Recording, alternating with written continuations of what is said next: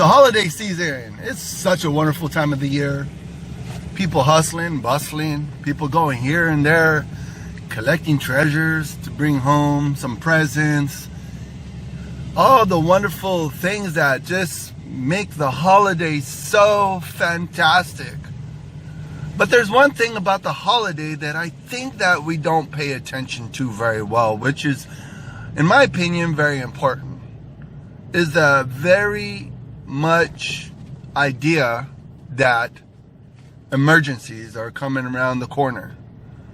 You know, like it could be personal emergencies, it could be public emergencies, it could be even just a community emergency or whatever. The fact of the matter is, it's really important to be prepared for emergencies.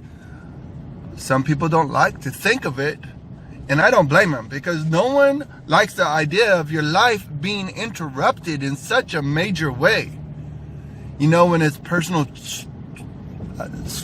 tragedies, like tragedies that could happen just all of a sudden.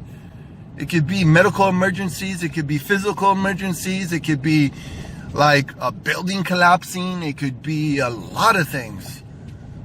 Like if you're on the East Coast, you have to deal with hurricanes and floods and all that business. If you're on the West Coast, it's earthquakes. I'm in the West Coast right now, and we haven't had a major earthquake for quite some time. We're due, in my opinion, we're due, but then again, it's kind of just a providential, wonderful idea that maybe we aren't hit with any major catastrophes. But in the case of a catastrophe, are you prepared? Are you going to be able to survive it? I mean, I have a booklet from the 1950s about atomic bombs going off over LA because of the Cold War and all that happening during that time. But right now, there's so many other physical and terroristic kind of emergencies that could happen. But are you prepared? Are you vigilant? Are you watching out? For example, if you're on your phone and during public transportation, you could be asking for trouble, because when you're looking down at your phone, you're not paying attention to the surroundings around you. When you're on public transportation or even on the streets, you should. It's fun to be able to hear music or your favorite talk show or your whatever you're listening to on your headset, but you shouldn't be cranking the sound so loud that you can't hear what's going on around you. Because you could be walking during the day. You could be walking at night. Even during the day, you have the same amount of emergencies that could happen than at night. As far as any assaults, any batteries, anything that could really interrupt your life. You know, what are you doing about the security system at your own house? Are you safe at your house? Do you have things in place at your house that if there is something that's happening there, that you have some sort of plan? If there is like a home invasion or even just an invasion, are you prepared? I just want to emphasize for that emergency that could happen, whatever it is. Even if you're out on the road, do you have emergency kits in your car? Do you have like a blanket? Do you have maybe some small pack of snacks or something? Because what if you're on the road in your car and the road is just incapacitated? There's no way to get along the road because the road is fractured. The road is damaged. You know, there's so many things that could happen. You know, in 1994, there was an earthquake in the Northridge area, and then even before that, in the late 1980s, there was an earthquake in Oakland, there was an earthquake in Whittier, California, and those turned people's lives upside down.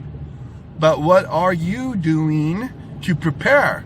So during the holiday season, when you're with your family and your friends and you're just hanging out, enjoying the time together and all that, it doesn't hurt to take some time to talk to the most important people in your life and saying, hey, what is the plan if there's an emergency? Where are we going to meet?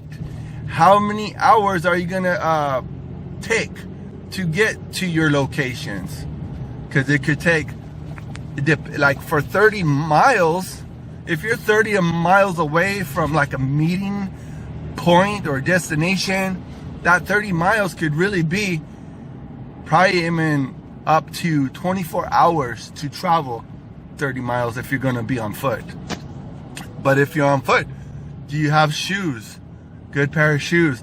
Like even if there's a major earthquake in your house, do you have some nice slippers or sandals or something so you could walk around the house in case there's glass all over the place?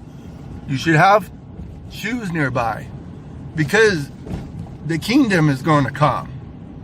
The kingdom could be like micro or it could be macro. The kingdom could come for everybody.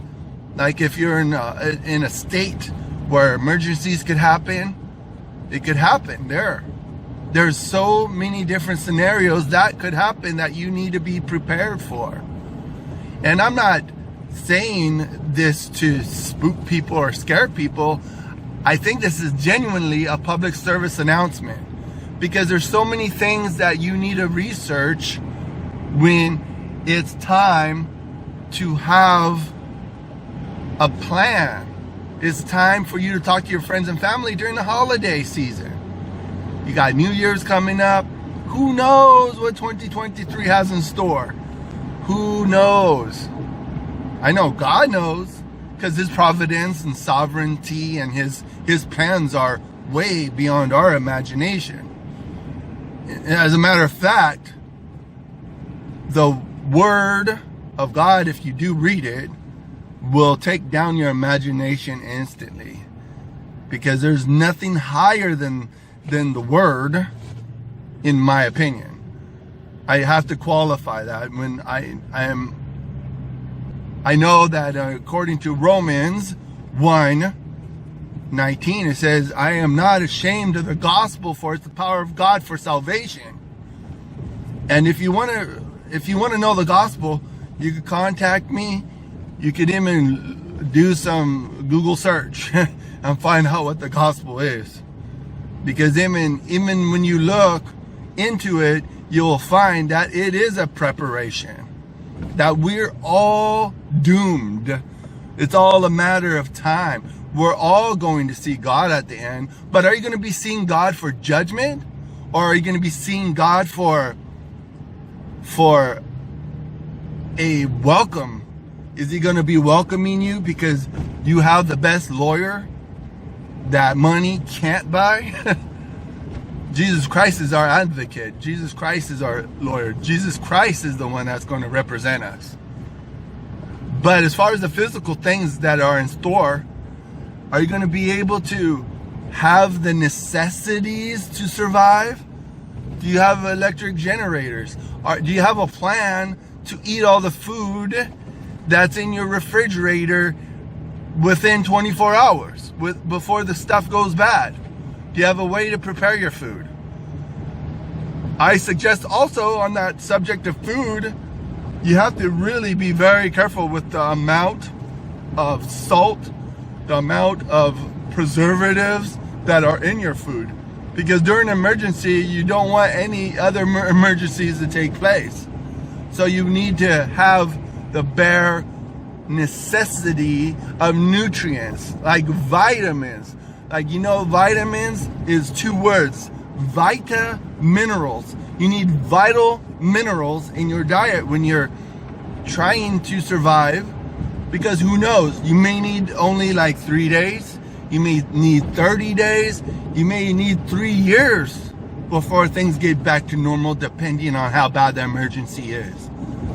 God forbid it's anything major, but if you check the pulse of society, if you check the pulse of people, you will know that we're in for a spanking.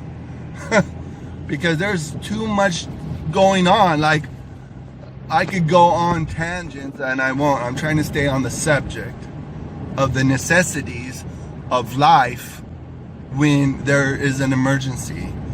Like, do you have a can of money, or do you have money stored somehow? You need to have cash on you. You need to have cash money. Cash may still be valuable during an emergency.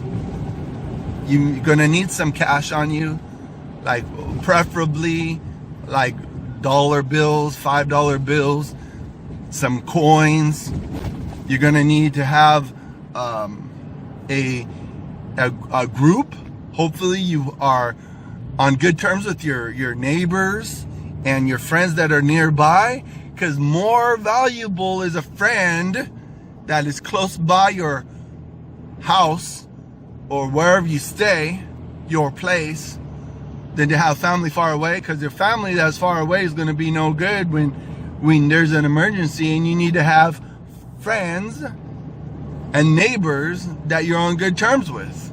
So yeah, for sure, you got to have good etiquette. You have to be able to have friends that are reliable, you know, because if they're not prepared, if you can, by all means, you should be prepared for a whole lot of people.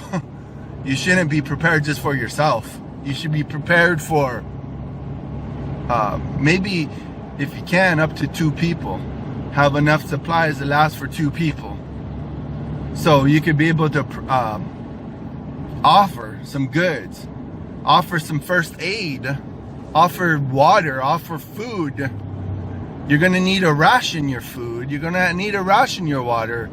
You're going to need to have a plan. That's all I'm saying. If you take anything out from this public service announcement, be prepared, do your research, and find out what's best for you and your family. If it's just you, well, it's good, you know, that then you don't really need to worry about too many people. But it's just fair, if you're able to prepare, that you prepare for as many people as you can. Thanks a lot, and please leave your comments if you have any other ideas on how to prepare for an emergency, so we could all get through the emergencies together. And if you have any need, contact me, and then maybe we could get through this coming up unexpected things.